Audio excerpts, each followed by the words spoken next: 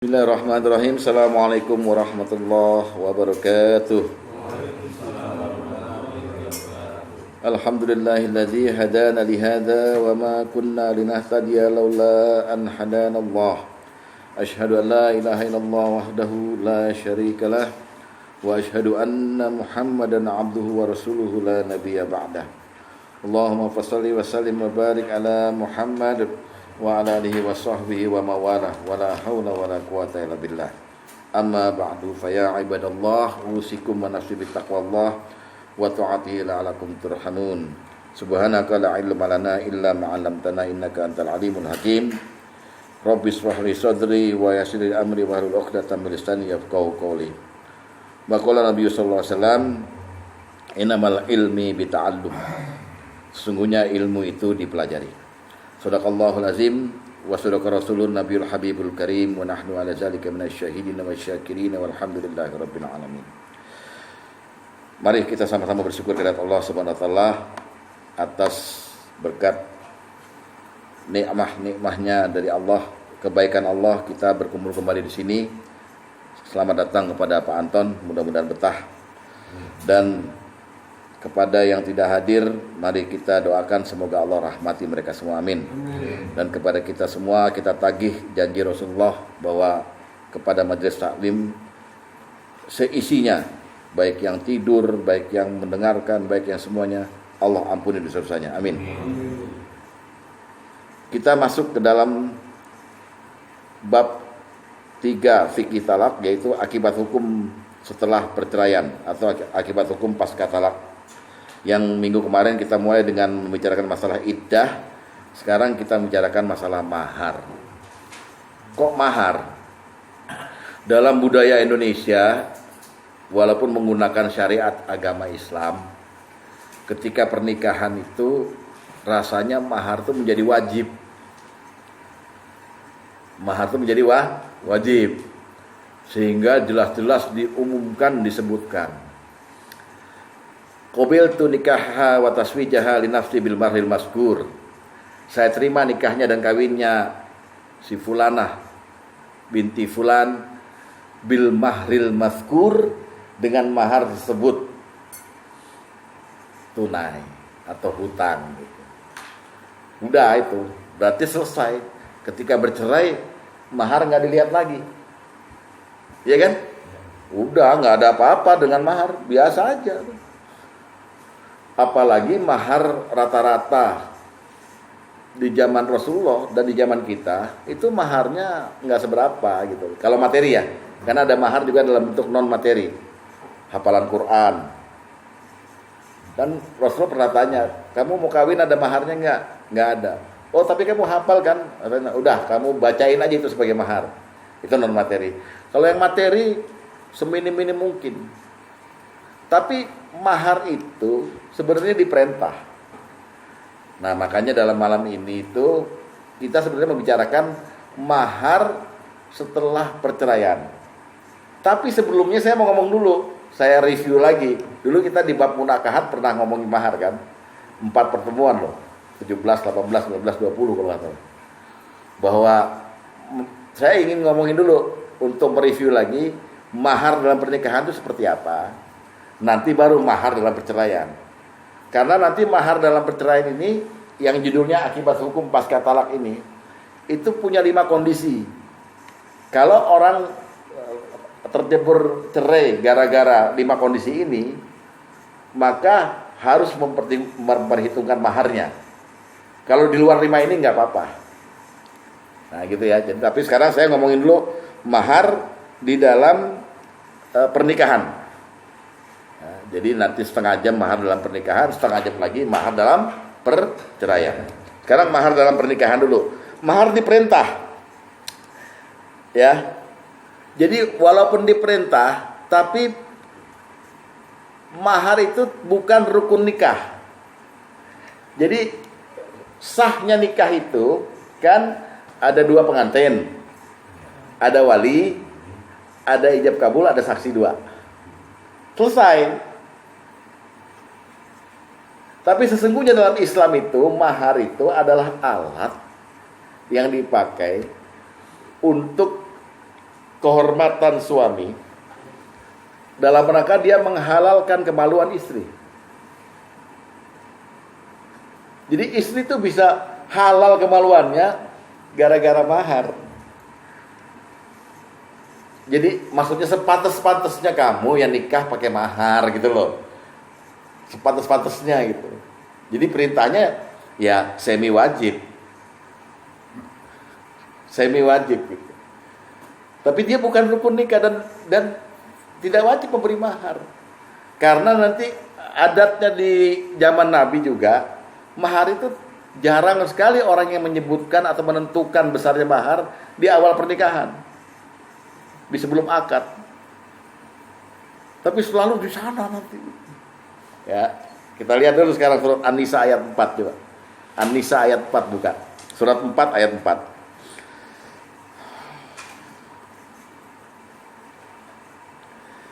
A'udzubillahi minasyaitonirrajim. Wa atun nisaa saduqatihinnah. Saduqatihinna nihlah. Di sini mahar bukan memakai istilah al-mahr. Al-mahr itu bayaran. Tapi pakai kata-kata sedekah. Dan berikanlah mas kawin atau mahar itu kepada perempuan yang kamu nikahi, nihlah, sebagai pemberian penuh kerelaan. Gimana nih? Wajib nggak? Ya pantas-pantasnya kasih deh gitu loh. Dan ingat, jangan pakai adat-adat sebagian kecil daerah Indonesia yang menyatakan bahwa mahar itu bayaran buat bapaknya. Bukan, nggak ada bapak jual anak. Tapi mahar itu pemantas. Pemantas karena dengan kamu terima akadnya, kamu bebas melakukan apa aja kepada istrimu itu, mbok dibayar gitu loh. Harga kerelaan istrimu dibayar, kamu juga rela memberikan itu gitu. Pengesahan tempat tidur, kalau kata Pak Anton, ya, pengesahan tempat tidur. Ini ayatnya. Dan itu pun Allah kasih keringanan lagi kepada laki-laki. Seandainya istrimu itu kemudian dari mahar yang dia terima jadi haknya, ngasih lagi ke kamu dalam bentuk pelayanan, beliin makanan buat kamu, makan. Tuh. Kemudian jika mereka menyerahkan pada kamu sebagian dari mas kawin itu dengan senang hati, terimalah dan nikmatilah pemberian itu dengan senang hati. Enak kan? Ini mahar dalam pernikahan. Jadi Anda dianjurkan memberikan mahar sebagai hormat, sebagai kehormatan, izah dan muruah seorang laki-laki begitu. Kan malu. Ton, lo kawin sama siapa? Sama anaknya Pak Camat. Lo kasih mahar berapa? Gua gak kasih mahar. Nggak apa-apa kan? Nggak apa-apa, tapi malu nggak dia? Iya. Maksud jawab begitu, gua gak kasih mahar. Lo enaknya dewek, lo modal apaan lo kan gitu. Paham ya? Jadi konstruksi mahar itu Allah berikan sebagai kehormatan untuk laki-laki. Makin besar maharnya, makin dia terhormat di hadapan keluarganya wanita gitu loh. Tapi itu nggak jadi ria. Enggak juga. Enggak kan pemberian mahar ini yang penting rela hati. Tapi dengan demikian keluarga itu bibit dari keluarga itu bisa sakinah mawaddah warahmah karena semua pihak mendukung gitu, bahagia dengan itu. Enggak apa-apa kan kita juga diberikan kebahagiaan. Zuyina lin-nasi hubbus syahwati minan nisa, dihiasnya manusia dengan syahwat kepada nisa, pada harta segala macam gitu. Ya. Ada sebagian orang supaya nggak kelihatan melihat.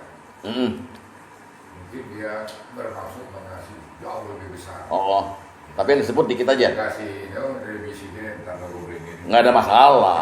Nggak ada masalah. Nggak ada masalah. Nggak ada masalah itu. Jadi itu teknis aja kan. Teknis aja itu. Ya, Tapi intinya gini, kalau Anda misalnya Pak Karim, Anda nikah sama istri ini kasih mahar berapa waktu itu? 4 miliar. Enak. 4 miliar. Dek, lo kasih apa?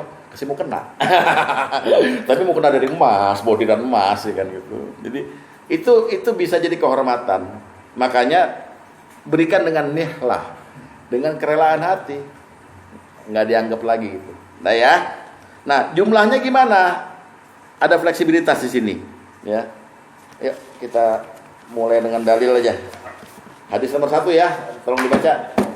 Pak Anton, biasanya di luaran saya jual 500.000 satu lembar. Buat Bapak korting dari 200 aja ya. Wah, itu udah banyak. Biasanya sore tanggal 1 Pak store-nya biasanya. Karena datang lagi minggu depan. Bubar deh. Ya, kita lihat hadis nomor 1. Bagaimana fleksibelnya? Ya. Dari Abu Harun, dari Abu Sa'id Al-Khudri, ya, dari Nabi sallallahu alaihi wasallam, beliau bersabda, apa sabda Nabi? Laisa ala rajuli junahun, enggak dosa bagi seorang laki-laki ayata zawwaja bimalihi, ya, biqalili au kasirin idza ashhada. Enggak dosa bagi seorang laki-laki menikah dengan mahar yang sedikit, maksudnya itu ya, harta sedikit maksudnya maharnya sedikit atau banyak, yang penting disaksikan. Jelas kan? Jadi fleksibel kan? Fleksibel gitu. Ditambah lagi dengan tadi bilang sama Allah, berilah mahar itu dengan kerelaan hati. Kalau kamu dapat lagi juga nggak apa-apa dari situ. Beres ya. Tapi jangan diatur. Gue kasih lo 1 miliar, terus store lagi ke gue 750. Kasih bisikin tadi. Balikin lagi. Jangan gitu. Pokoknya fleksibel aja, ya. Nah, di zaman Rasulullah dulu ya, zaman waktu saya terangkan di bab munakahat dulu, itu ada perintah juga. Coba lihat hadis nomor 7. Ya.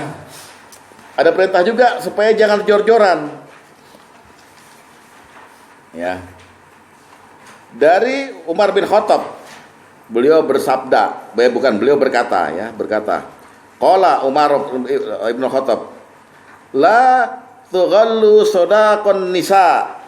Jangan kalian jor-joran, berlebihan dalam pemberian mahar kepada wanita. Sekiranya mahar adalah ukuran kemuliaan di dunia atau ketakwaan di sisi Allah, maka yang lebih utama dan lebih berhak atasnya adalah Nabi Muhammad SAW. Aku tidak melihat Rasulullah SAW menikahi istri-istrinya dengan mahar yang mahal. Beliau juga menikahkan putrinya tidak lebih dari 12 uqiyah. Istri setelah Khadijah. Waktu Khadijah, Rasulullah kasih 60 unta. Yang kalau di kurs sekarang itu kira-kira 600 juta. Waktu Khadijah. Setelah Aisyah kemari, maharnya Rasulullah tidak lebih dari 12 uqiyah. Atau kalau di ini sekarang kira-kira 40 jutaan dah. 48 juta. Kira-kira mahar gitu. Enggak lebih dari segitu. Ya, maksimal segitu aja, ya. Udah apa bahas waktu itu? Al-Qur'an ya? Nah. Waktu nikah perangkat alat sholat. Perangkat sholat Dan emas. Alhamdulillah. Emasnya 0,01 gram ya. 2 gram.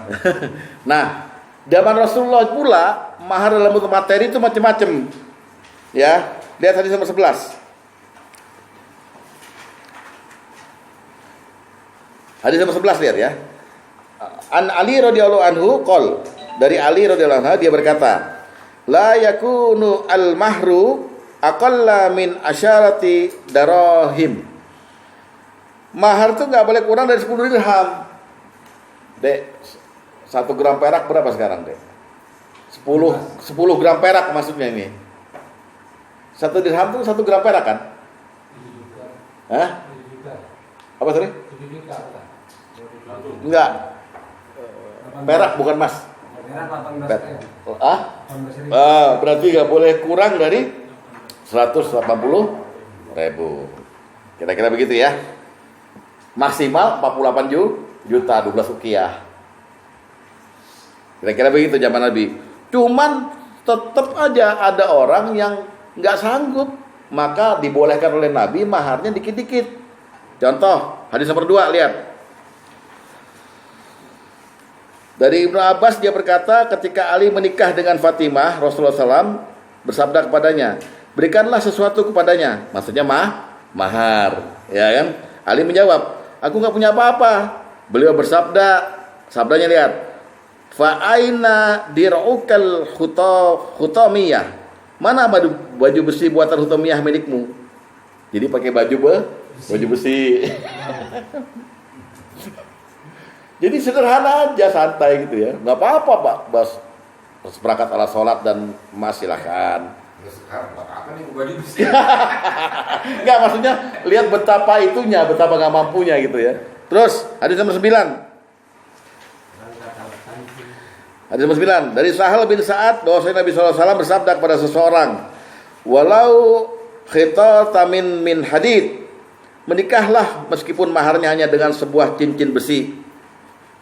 Cincin besi itu Bapak beli di Tokopedia sekarang yang bagus itu 30.000. Tapi kebangetan. Oh, nikahin perawan bawa cincin besi. Pak, ini saya cuma punya ini. KUA bayarnya berapa? Jangan gitu dong Pak. HP dijaga perawan. Dikasih cincin online. Dari Shopee lagi, belinya di Shopee. Udah gitu bebas ongkir lagi deh, nggak pakai ongkos kirim tuh. Terus hadis nomor 13 dari Jabir bin Abdullah radhiyallahu anhu bahwa Nabi sallallahu alaihi wasallam bersabda, man a'ta fi sodaki imraati sawiqa au tamron faqad istahal. Barang siapa memberi mahar berupa tepung atau kurma, maka dia telah halal. Makin gila lagi kan? Oh, Pak Ruli nanya, tepungnya seberapa? Lihat, hadis nomor 6. Dari Jabir bin Abdullah, bahwasanya Rasulullah SAW bersabda, seandainya seorang laki-laki telah memberi mahar kepada seorang wanita berupa makanan seisi 2 tangannya, wanita itu telah halal baginya. Tepung 2 tangan. Bapak jangan praktekin sekarang. Diketawain. Dari warteg. Bawa tepung dari Indomaret 2 kilo. Di ini 2 tangan doang. Saya nikahkan kamu dengan mahar ini gitu. Tempeleng lah mau bapaknya. Lihat lagi hadis nomor 3. Dari Abdullah bin Amr bin Rabi'ah dari ayahnya, dia berkata, ada seorang laki-laki dari Bani Fazarah tazwaja imra'atan ala na'lain, menikahi seorang wanita dengan mahar sepasang sendal, dan Nabi SAW membolehkan pernikahannya dengan mahar itu. Sekarang sendal swallow harganya berapa ya? Saya beli sendal swallow di Singapura, ketepu saya masuk ke Alfamartnya Singapura gitu, beli sendal, kan di sini ceban, di sono $10, 90.000 waktu itu. Nggak, saya mau pulang tuh, saya kasihin orang. Sendal. Ya. Juga jangan dipraktekkan. Kita nggak nyalahin Nabi. Karena situasional di zaman Nabi begitu, sahabat nggak ada yang kaya kecuali Abdurrahman bin Auf, Utsman bin Affan. Ya kan? Masih barter itu kan. Zamannya masih barter. Iya. Dan itu nggak disebutkan. Maharnya nggak disebutkan waktu itu. Lihat ya. Sekarang yang berlaku pada waktu zaman Rasulullah kebanyakan adalah mahar itu ditahan, ya, ditentukan dulu, memang mungkin disebutkan, tapi ditahan sampai dia berjima. Jadi itu adalah penghalal daripada akad si perempuan itu, gitu. Lihat Al-Quran An-Nisa ayat 24. An-Nisa ayat 24 di pertengahannya ya. Nih saya kasih unjuk di mana di kata-katanya ya. An-Nisa ayat 24. Dan diharamkan juga kamu mengawini wanita yang bersuami kecuali budak-budak yang kamu miliki. Allah telah menetapkan hukum itu sebagai ketetapan atas kamu dan dihalalkan bagi kamu selain bagian itu, yaitu mencari istri dengan hartamu untuk dikawini bukan untuk berzina. Titik. Dah, habis itu jangan dikaji. Mulai dari sini. Famastamta'utum bihi minhunna fa'atuhunna ujurahunna faridah. Maka istri-istri yang telah kamu nikmati di antara mereka, maksudnya telah didukhul, telah disetubuhi, berikanlah kepada mereka maharnya dengan sempurna sebagai suatu kewajiban. Kewajibannya di sini, jangan sampai mahar yang terhutang atau mahar yang udah disebutkan, gue mau kasih mahar lo segini, terus lo embat, maharnya ditahan, kasih, lunasin, paham?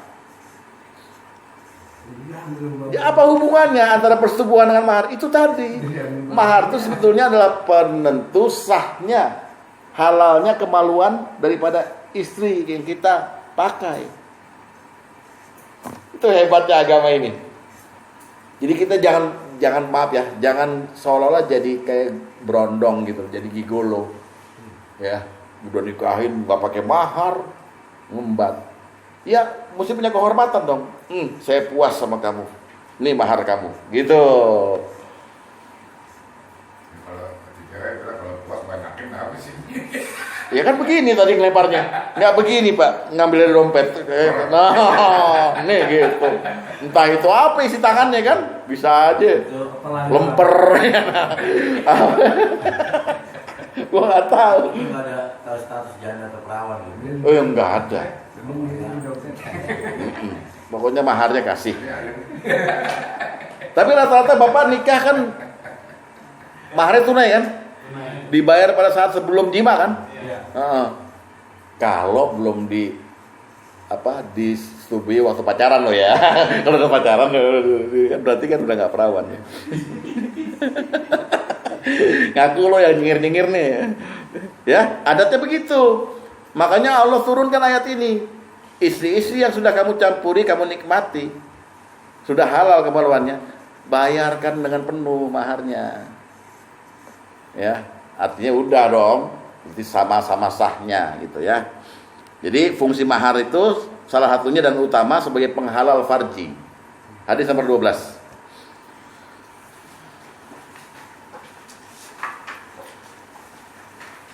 Ya. Dari Aisyah dia berkata Rasulullah SAW bersabda, setiap wanita yang menikah tanpa izin walinya maka pernikahannya batal. Udah jangan dikaji. Lihat, fa in dakhala biha fal mahru laha bima asaba minha. Apabila dia telah menggaulinya, maka wanita tersebut berhak mendapatkan mahar. Kata Rasulullah. Kalau dia berhak mendapatkan mahar setelah digauli, maka yang laki-laki berarti bukan berhak, wajib, ada kewajiban, ada hak, gitu. Ya, jadi itu adalah situasi kondisi mahar dalam pernikahan. Dan situasi zaman Rasulullah di mana kebanyakan orang bayar maharnya setelah jima. Bahkan ada juga kondisi di mana orang nggak bayar mahar sampai dia mau meninggal, baru bayar mahar.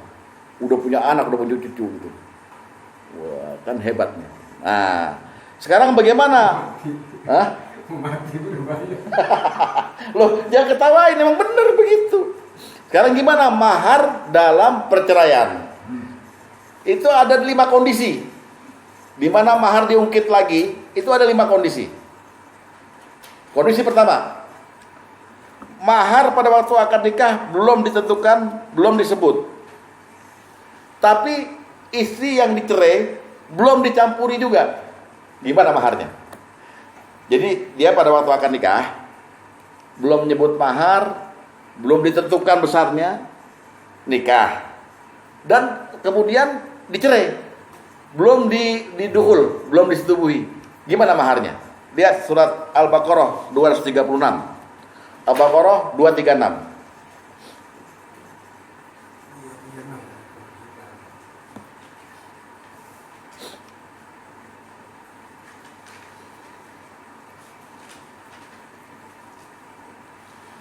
La junaha alaikum in talaqtumun nisaa malam tamassuhunna au tafridu lahunna faridatan wa matti'uhun. Tidak ada kewajiban bagi laki-laki bayar mahar kalau kamu cerai istri kamu sebelum kamu bercampur dengan mereka dan sebelum kamu menentuin maharnya, tapi kasihlah mut'ah. Jadi nih, kita nikah nih sama orang, kita nggak sebut mahar, nggak apa-apa kan? Nggak apa-apa kon. Kita nunggu aja jimanya enak apa enggak. Nikah sama orang, mahar belum ditentukan, belum disebut, ya. Terus akhirnya kita berubah pikiran. Gue ceraiin belum disetubuhi. Yang soal mahar tadi, itu nggak wajib kita bayarin. Ini bukti bahwa mahar itu adalah salah satu tujuannya penghalal farji. Belum disetubuhin, maka Allah katakan nggak wajib kamu bayar mahar. Tapi tetap kamu kasihlah uang perpisahan yang namanya mut'ah. Hendaklah kamu berikan mut'ah pada mereka. Maaf, Rohim. Lu kayak orang mau pindah rumah lu sama Pak Basuki. Kerohiman. Maksudnya apa? Ya dia kan udah dilihat orang banyak waktu resepsi. Udah dinikah. Iya kan? Ya duit malu lah. Kok abis nikah dicerai? Kan begitu. Jadi ini artinya uang ganti non material sebenarnya untuk perasaan dicerainya itu. Ya. Jadi kondisi pertama, mahar tidak wajib dibayarkan kalau Anda menceraikan seorang wanita dalam keadaan dia belum disetubui sama sekali. Bahkan dalam mazhab Syafi'i belum setubuh tapi udah berduaan di kamar, hitungannya udah setubuh. Kan repot nih. Udah kita nggak usah pakai mazhab, lihat Quran aja lah. Nah, jelas ya. Kondisi kedua, belum ditentukan maharnya, belum disebutkan akan nikah. Sudah didukhul, ditinggal mati. Jadi cerai mati nih. Ini siapanya? Laki dong. Ini kan soal mahar. Jadi gini, kita nikah sama orang, nggak sebut mahar, ya, belum ditentukan. Jima, laki mati. Hadis nomor 5. Lihat di air, lihat dulu. Balik lagi waris mati. Lihat dulu, jangan langsung bilang gak wajib. Dari nomor 5. Dari Uqbah bin Amir, dia berkata, sungguhnya Rasulullah SAW berkata pada seorang laki-laki, apakah kau senang jika aku nikahkan kamu dengan fulanah? Laki-laki itu menjawab, ya. Kemudian beliau bertanya pada wanita, apakah kau senang jika aku nikahkan kamu dengan si fulan? Wanita menjawab, ya. Kemudian Nabi SAW mengawinkan keduanya. Hingga laki-laki itu tidur dengannya. Berarti udah jima. Namun sang laki-laki belum menyebut mahar yang harus dia berikan. Dan dia belum memberikan sesuatu pada wanita tersebut. Laki-laki tersebut termasuk salah orang yang mengikuti perjanjian Hudaybiyah. Dan biasanya seorang yang mengikuti perjanjian Hudaybiyah akan mendapatkan bagian harta perang Khaybar. Ketika laki-laki tersebut mendekati ajalnya, dia berkata, Rasulullah SAW telah mengawinkan saya dengan seorang wanita. Dan saya belum menyebutkan besarnya mahar yang harus saya berikan. Dan saya bersaksi di hadapan kalian semua bahwa saya akan memberikan bagian saya pada perang Khaybar kepada wanita tersebut sebagai mahar. Wanita tersebut mengambil bagian tersebut dan menjualnya dengan harga 100.000 dirham. Sesudah laki-laki ngomong itu, mati dia. Jadi gini, dia itu dikawinkan oleh Rasulullah sama perempuan ini, udah didukhul, tapi belum ngasih mahar, belum nyebut mahar sama sekali. Tiba-tiba dia udah mendekati ajal, baru dia bilang sama orang-orang, saya punya harta, hak saya di perang Khaybar.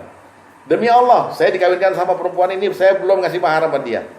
Sebab itu, menjelang kematian saya, mahar itu, bukan waris loh ya, ini. Mahar itu saya berikan pada dia. Dia ambil, dia meninggal.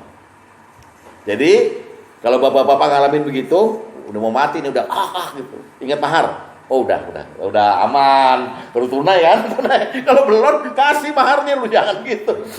Itu udah tunai. Makanya saya bilang lain adatnya. Adatnya lain, ya. Orang tahu ini enggak ada namanya mahar lain di sini, Pak. Iya. La ilaha illallah. Mahar. Nah ya, itu kondisi kedua. Jadi belum ditentukan maharnya, belum dibayar, udah dicampurin, tapi kemudian ditinggal mati, maka menjelang kematiannya orang sahabat Nabi ini bayar maharnya. Nah, kondisi ketiga, mahar sudah ditentukan, ya, mahar sudah ditentukan, kemudian belum dikasih, udah disebutkan aja, belum dikasih, belum belum dicampuri. Ya. Belum dijima, dicerai. Ya, jadi mahar udah disebutkan. Belum dikasih gitu ya. Belum dijima. Nah, coba lihat hadis nomor 10.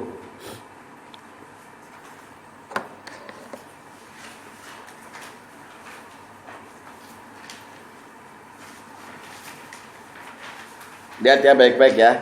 Lihat kalimatnya baik-baik deh ya. Likulli mutallaqatin mut'ah. Setiap istri yang ditalak berhak menerima mut'ah, artinya pemberian tadi loh ya. Terkecuali wanita yang maharnya telah ditentukan.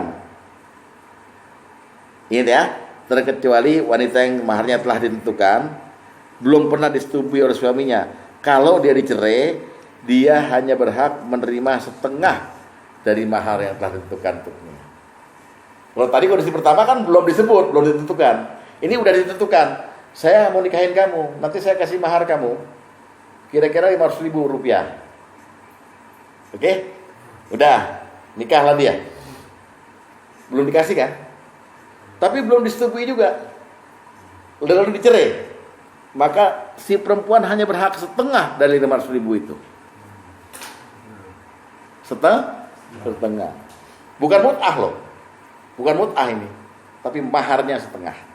Ini sesuai dengan ya, sesuai dengan Al-Baqarah ayat 237. Lihat, Al-Baqarah ayat 237. Al-Baqarah 237, lihat.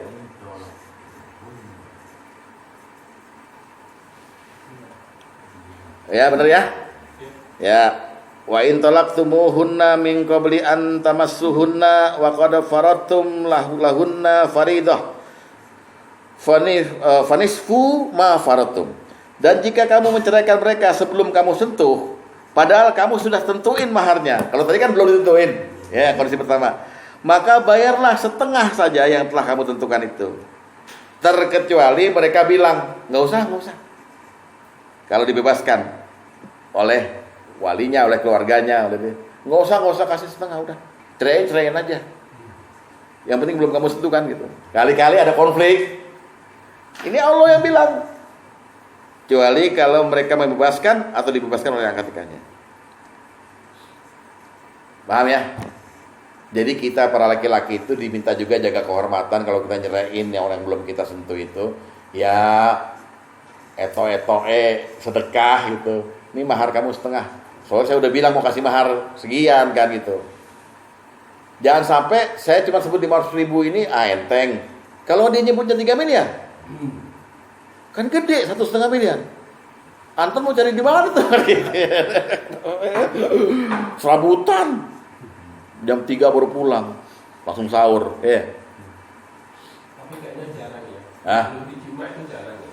Itu kan zaman sekarang. Kalau di nikah ya cima. Ada Pak, biasa itu pernikahan kilat langsung berceraian di hari yang sama atau 3 hari kemudian. Ini biasanya. Kalau di Betawi namanya janda registrar. Yang di gimana tuh? Apa? Mahar yang menentukan gitu.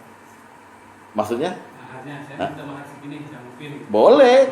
Yang penting bilang iya laki-lakinya, berarti dia udah mahar yang terhutang. Udah deal berarti. Nah, di zaman Rasulullah itu mahar tuh nggak dikasih seketika atau akad soalnya.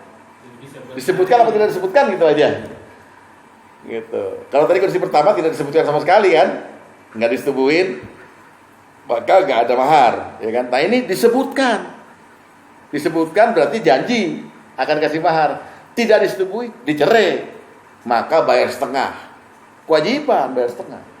Tapi kalau dibebasin, ya nggak usah begitu. Enggak, gua mau bayar usah. Udah dibebasin, ya udah kalau nggak mau gitu dong. Karena Allah yang kasih kebebasan itu. Ya. Memang mahar tuh relasinya langsung ke bersuhu. Iya dong. Penghalal kemaluan. Relasinya gitu. Ya. Jadi si istri juga merasa ternilai, Pak. Mahar Saling hormat sebenarnya kan. saling hormat. Hormatan laki-laki ke hormatan perempuan. Iya. Dan begini juga, Pak. Nah, ini ada kasus ya. Penyanyi yang gendut tuh. Sebelum aku tahu siapa? Farid Harja. Itu dia menceraikan sebelum dukhul. Tapi sudah di kamar. Karena almarhum Farid Harja ini melihat istrinya itu pasang betadin. Pasang sesuatu kayak tisu yang kalau disentuh sama apapun langsung cair pecah gitu. Farid kemudian nyuruh dia pakai baju lagi, langsung besoknya menceraikan. Kenapa? Karena dia ditipu. Kamu bilangnya perawan, tapi kamu pasang-pasang gitu untuk apa gitu loh. Tapi mahar udah dibayar semua. Tuh ada kasus tuh itu tuh. Ya, tahun berapa itu? Iya, Farid Harja itu. Lagu romantika ya kan, irama tempo dulu gitu. Iya, Sukabumi kan. Sebelahan rumah sama Dede. Dia tadinya maunya sama Dede, tapi kan yang duitnya lebih banyak. Dede belum kerja waktu itu. Saya yang ikut ngerias. Ikut ngerias? Ada kasus kan? Ya kan? Langsung besoknya kok diceraikan gitu. Nah, itu ada jadi kasus itu Pak Luli gitu. Sebelum dukhul udah cerai gitu. Tapi kasus Farid ini sudah kepengen malam pengantin waktu itu. Berarti belum jima sama Farid. Belum, dia lihat kan pada waktu maaf ya mungkin buka loh, ada yang jatuh gitu loh. Apa ini? Diinterogasi. Apa ini? Untuk apa? Mungkin kalau Iya, Pas Farid lagi naik daun tuh ya. Iya, emang itu istri pertama dan istri terakhir juga kan? Dia nggak kawin lagi kan? Nah, ya. Farid Harja ini termasuk penyanyi yang suaranya dibuat-buat kayak penyanyi Kang Fauzi.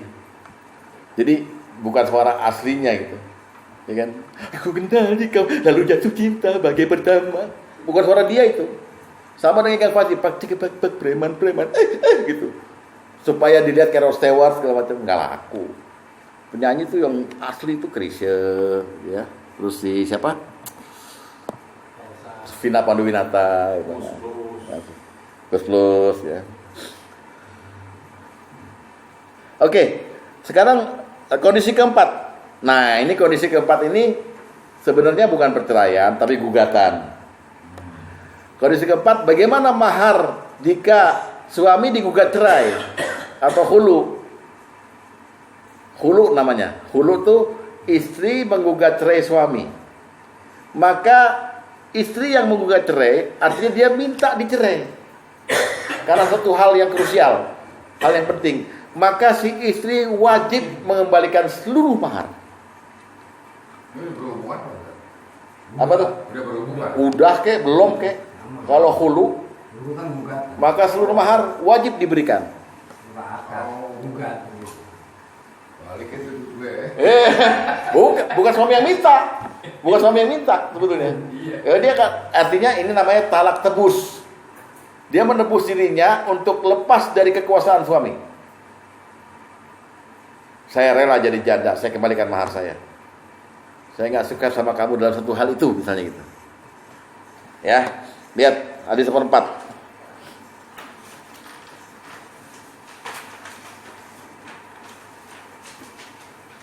Dari Amr bin Syuaib, dari ayahnya, dari kakeknya, dia berkata, Habibah binti Sahal adalah istri Sabit bin Qais bin Syammas. Sementara dia adalah seorang laki-laki yang bermuka buruk. Maksudnya nggak ganteng-ganteng amat lah, ya. Habibah berkata, wahai Rasulullah, demi Allah, sekiranya bukan karena takut kepada Allah, jika dia berani masuk kepadaku, maksudnya dia berani muncul gitu mukanya, niscaya aku akan meludahi mukanya. Rasulullah bersabda, apakah kamu mau mengembalikan kebun miliknya yang menjadi mahar kepada dia? Dia menjawab, ya. Maka dia pun mengembalikan kebun kepada Sabit bin Qais. Lalu Rasulullah SAW pun menceraikan keduanya. Di gugatan cerai itu tidak jatuh kepada istri bilang sama suami, saya gugat kamu cerai, saya minta cerai. Enggak. Istri datang ke hakim sebagaimana Habibah datang kepada Rasulullah. Saya komplain, laki saya jelek. Daripada dia muncul depan saya ludahin. Ya, lu jangan gitu Yus, apa lu ganteng? Pertanyaannya kan. Ya kalau Ustadz di sini kan udah ketahuan kan, ya kan. Banyak yang suka, nggak kayak Basuki. Ya. Nah, Rasulullah sih ya fair-fairan aja. Kamu dikasih mahar gede. Kamu mau berpisah darinya gitu. Daripada nanti bikin dosa terus, maka kamu mau nggak kembaliin maharnya? Mau? Balikin mahar. Maka Rasulullah ini dipanggil. Nih, kamu terima maharnya, saya ceraikan kamu berdua. Hakim. Setelah putus ya kan? Apa itu? Setelah putusan udah jelas udah cerai gitu. Iya. Gugatnya berhasil gitu. Gugatnya berhasil. Itu zaman Nabi, kalau sekarang enak aja boleh gitu gue semua balik. Belum. Ya kalau gitu lah ini. Yang ngembaliin istri. Iya. Iya, suruh ngembaliin, itu gugat istri cerai sekarang gitu. Ya karena sesuatu hal gimana gitu. Udah mau suruh ngembaliin, enak aja lu balikin juga perawan gua. Memang begitu memang. Ya ukurannya selangkangan ya. Lu balikin aja. Cuman hulu ini jangan kasusnya direkayasa justru oleh suami. Karena dia kasih mahar gede, dia mau merekayasa supaya harta yang diberikan mahar itu balik kepada dia. Ini ada kisahnya dalam Al-Quran. Supaya jelas, jangan suami kepengen harta istri yang telah diberikan. Jangan diambil lagi. Dan menciptakan suasana hulu supaya istri gugat. Lebih baik Anda nikah dengan orang lain, jangan utak-atik harta istri yang udah diberikan. Kalau mau nikah lagi. Iya kan? Iya. Paham ya? Itu ada ayatnya, bukan jangan iya aja loh. Ada ayatnya soalnya. Jadi bukan pendapat saya. Iya. Apa? Saya baca ayatnya. Makanya itu. Ayo, lihat surat An-Nisa. Secara kalau logikanya kapan kalau orang. An-Nisa ayat 19. Kita lihat. Ini maksudnya adalah melarang laki-laki menciptakan istri menggugat ya. Oke. Hai orang yang beriman, ya ayyuhallazina amanu, tidak halal bagi kamu mempusakai wanita dengan jalan paksa. Ya. Jangan kamu menyusahkan mereka karena hendak mengambil kembali sebagian dari apa yang telah kamu berikan padanya. Terkecuali bila mereka melakukan pekerjaan keji yang nyata. Jadi ada suami yang mancing-mancing istri supaya minta cerai. Minta gugat cerai. Gugat, dia nggak mau nyerahin, dia siksa istrinya. Hatinya disiksa, badannya disiksa, supaya istri nggak tahan, maka dia gugat cerai. Kalau dia gugat, balikin mahar. Jangan diatur begitu. Paham nih ayat ya? Jangan diatur begitu. Terus, dan bergaulah mereka dengan patut. Kemudian bila kamu tidak menyukai mereka, bersabarlah karena mungkin kamu tidak menyukai sesuatu, padahal Allah menjadikan padanya kebaikan yang banyak. Lihat lagi di ayat 20-nya. Lihat ya. Lebih baik nikah lagi nih Pak Tom. Ya, nggak usah utak-atik. Dan jika kamu ingin mengganti istrimu dengan istri yang lain, sedang kamu telah memberikan kepada seorang di antara mereka harta yang banyak, jangan kamu ambil kembali daripadanya barang sedikit pun. Jelas kan? Nikah aja lagi. Yang lama jangan diutak-atik maharnya. Jangan bikin lo mau kawin tapi ini dibuang, nggak usah. Ini pertahankan aja, nggak usah bikin dia nggak betah. Anda nikah lagi, ya. Apakah kamu akan mengambilnya kembali dengan jalan tuduhan yang dusta dan dengan menanggung dosa yang nyata? Bagaimana kamu akan mengambilnya kembali padahal sebagian kamu telah bercampur dengan sebagian yang lain? Artinya kamu udah duhul, udah jima, udah punya anak. Mosok kamu mau minta lagi, mau ngatur supaya istri gugat cerai. Jadi jangan diciptakan hulu ini. Hulu ini murni dari keinginan perempuan yang tidak tahan. Ya. Jangan dipancing-pancing ya Pak Tom ya. Jangan dipancing-pancing istri untuk hulu. Paham ya? Masuk hukum ini nggak tadi? Hukum apa? Yang direkayasa tadi. Itu masuk hukum mutal. Enggak. Ini enggak ada mut'ah lagi udah. Ini bicara mahar ini. Bicara mahar. Jadi si laki-laki kan ceritanya dia sayang sama hartanya yang udah diberikan nih. Udah dikasih rumah di Pondok Indah, maharnya dengan mobil dengan apa? Kayak kasus ini tadi. Dia pengen lagi, dia ciptakan lagi itu hulu gitu. apa? Yang talak 3. Mm-mm. Dia rekayasa, lu nikahin tapi jangan lu pakai nih. Enggak gitu.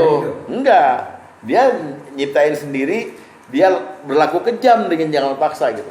Itu maksudnya. Kan posisi nomor 4 ini hukumnya apa sih istri yang menggugat harus mengembalikan mahar? Apa hukumnya, wajib atau sunnah? Enggak. Atau Kalau gini, kalau sepantasnya? perceraian terjadi karena gugatan istri, itu ada aturannya. Nanti kita bahas di hulu. Ada aturannya. Karena ada hadis yang berkata, kalau misalnya ini hukumnya, let's say di atas sunnah hanya mendekat ke wajib. Laki-laki hajar mahar gede, lo nggak bisa balikin, kan gitu. Iya. Duit gue udah kemana-mana, ke saudara-saudara lo mau balikin. Iya. Jadi kan bisa jadi celah kan dirinya. Bisa, tapi kan dari awal nggak berpikir. Si istri sebetulnya nggak berpikir kalau nggak ada tekanan dari suami. Jadi misalnya sepanjang rumah tangganya ternyata dia hanya manis di depan doang pada waktu akan nikah. Setelah itu dia jadi penyiksa yang kejam, jadi orang yang nggak bisa menghormati istri, sehingga istri akhirnya tertekan. Di awal pernikahan nggak ada perempuan yang punya cita-cita menggugat cerai. Bukan perempuan cita-cita, si laki-laki udah memperisai dirinya. Oh iya. Pasti mahar yang banyak. Ya makanya kan itu juga didukung dengan bahwa sebenarnya nggak ada jalan pikiran perempuan juga untuk gugat, Pak. Kalau laki-lakinya seperti itu juga dia kasih mahar yang dia mau safe play. Iya. Waktu kan bisa time change ya kan, maksudnya kan. Oke, apapun sifatnya gue kasih lu banyak, lo balikin ke gue nggak bisa lo. Kan bisa begitu dong. Nggak apa-apa. Niatnya baik supaya lo nggak bisa ngegugat. Bagus dong. Bagus dong nilainya. Jadi Tapi di pengadilan agama kan sudah ditentukan ya. Apanya? Mengembalikan itu harus membayar berapanya gitu. Iya, nanti kan ada level-levelnya Pak Tom. Ada dia hanya boleh berkewajiban mengembalikan mahar misil. Mahar misil itu begini. Jadi misalnya suami digugat cerai, dulu dia bayar mahal 1 miliar, tapi si hakim melihat nanti kamu nggak bisa ini bayar segini, padahal kamu harus dipisahkan karena kamu dikerjakan. Maka dia hanya berkewajiban bayar mahar misil. Mahar misil itu mahar semisal sesuai yang dilakukan orang banyak di daerah itu. Misalnya seperangkat alat sholat dan itu aja udah dia balik sah hulunya. Gitu ini. Jadi ada celah juga dari hakim. Itu deh. Gue kasih miliar, baliknya dapat saja. Nah, saya tanya dulu, Pak Tom kawin pedagang. Ada untung rugi di situ jadinya. Ya. Jadi bisa dari permainan manusia. Iya. Ya kan, kalau ini. Tapi nggak selamanya gini Pak, nggak selamanya wanita yang menggugat itu kemudian dinyatakan hulu oleh hakim. Nggak selamanya itu. Ada juga wanita yang datang kepada pengadilan, kepada hakim, pada kodi itu yang mengurus perceraiannya karena suami yang mentalak nggak mau, jadi dia akhirnya dia bilang sama hakim, saya ditalak, gitu. Nah hakim manggil keduanya, jadi macam-macam gugatan itu. Tapi pada intinya kalau bapak mau cari untung memang begitu. Buat aja hulu. Dah. Kita gas dulu. Terakhir adalah kondisi kelima, di mana kondisi ini adalah terjadi zaman Rasulullah, yaitu istri masuk Islam, suami tetap kafir. Kemudian istri yang masuk Islam itu jadi harta rampasan perang, lalu dinikah oleh orang Muslim. Oke? Dia masih jadi istri yang sah sebetulnya kan, kalau pernikahan, ya.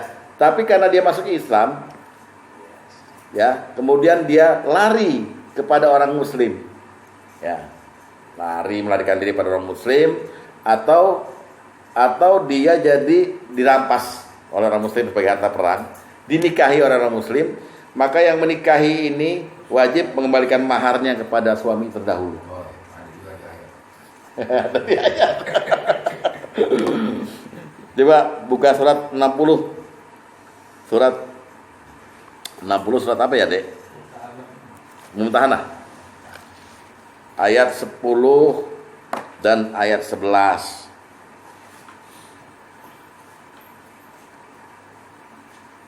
Ayat 10 dulu. Hai orang-orang yang beriman, apabila datang berhijrah kepadamu perempuan-perempuan yang beriman, ya, jadi orang dari kafir ini kemudian dia jadi beriman, jadi berislam, hendaklah kamu uji dulu keimanan mereka. Allah lebih mengetahui tentang keimanan mereka. Maka jika kamu telah mengetahui bahwa mereka benar-benar beriman, janganlah kamu kembalikan mereka pada suami-suami mereka, orang-orang kafir. Ya kan? Mereka tidak halal lagi bagi orang kafir itu, dan orang kafir tidak halal pula bagi mereka. Dan berikanlah kepada suami-suami mereka mahar yang telah mereka bayar. Oh, ya. Suruh kembaliin maharnya, ya. Dan tidak ada dosa bagimu mengawini mereka apabila kamu bayar kepada mereka maharnya. Jangan kamu tetap berpegang pada terus dan seterusnya itu. Jadi intinya kita kepada orang muslimat yang lari dari suaminya yang kafir, ya, atau kita jadikan mereka tawanan perang, kita boleh mengawini mereka asal bayar mahar 2 kali. Ngembaliin mahar lakinya, kita bayar mahar lagi sama dia. Iya dong. Kan ini jelas. Jangan nempel ke mahar orang Arab. 2 kali ya. Balikin dulu maharnya, baru boleh kawin. Baru kawin bayar mahar lagi dong sama tuh cewek. Tuh cewek habis dibayar mahar, habis kita kawinin, lari. Lari lagi, kembali ke kafiran lagi itu. Kejar. Mengambil maharnya loh. Kejar, enggak kejar. Kejar yang tadi mahar yang terutang itu bayarin lagi. Jadi kalau dia balik lagi ke suaminya yang kafir itu, kejar. Lo kan udah jadi istri gue sini. Nah, mahar yang tadi buat yang kafir itu bayar. Tuh lihat di sebelahnya.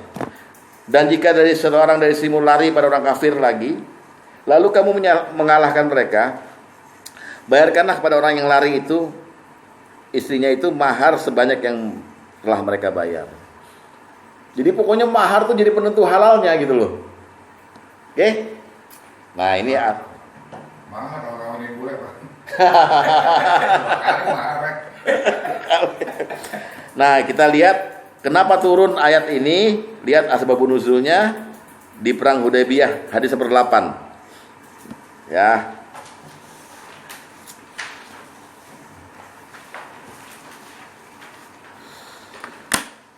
Telah menceritakan padaku Urwah bin Az-Zubair bahwa dia mendengar Marwan bin Hakam dan Miswar bin Makramah, keduanya mengabarkan tentang peristiwa Rasulullah SAW saat melaksanakan umrah pada peristiwa Hudaybiyah. Dan di antara persyaratan yang diajukan oleh Suhail bin Amru adalah tidak ada seorang pun dari kami yang datang padamu sekalipun dia beragama dengan agamamu, melainkan kamu harus mengembalikannya kepada kami. Rasulullah bersabda, dengan syarat kamu memberikan kebebasan pada kami untuk mengunjungi Baitullah. Jadi ini lagi negosiasi karena Rasulullah dilarang untuk masuk Mekah. Ini tahun 8 Hijriah nih. Namun Suhail tidak mau menuruti apa yang disyaratkan Rasulullah SAW, kecuali seperti yang diajukannya. Maka kaum mukminin tidak suka dengan persyaratan tidak adil itu sambil marah. Mereka terus membicarakan masalah itu.